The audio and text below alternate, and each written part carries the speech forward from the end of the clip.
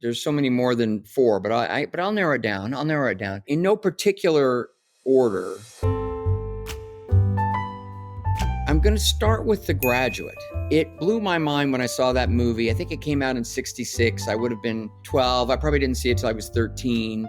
That's pretty adult, but my dad wouldn't mind. As long as he went with me, I could see more mature movies. I innately recognized it as something that was so effortlessly stylish. I kept going back to that movie over the next 5-6 years.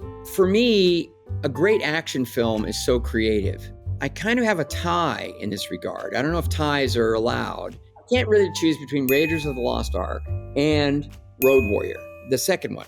Both of these movies are movies that I have to see from time to time, and very often I turn the sound off and just watch to see how brilliantly these scenes were composed and executed. And very often you realize, oh, the truck's not really moving very fast. But when you turn the music on and the sound effects, you feel like, Indiana Jones is in a lot of peril. Later, when I directed Mel Gibson, he said, well, watch that movie and realize that we were going so slow that we had to act in slow-mo so they could undercrank the camera and make it seem like our fights were realistic. You could see these tricks of the trade, but more than anything, you just go on a wild ride with both of those movies, and I just love them.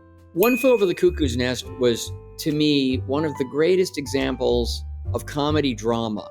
Big laughs, crazy, exhilarating moments of rebellion and triumph, but underneath it, these subtle, tragic characters, and this sort of blend of tones so seamlessly into this Milos Forman film, a kind of naturalism that included the ensemble, but never let the spotlight go too far away from this riveting Jack Nicholson. It's just a movie that I have to see and inspires every time. And last but not least is one of the first movies that I saw in high school, Mr. Smith Goes to Washington. It broke certain kinds of barriers for me.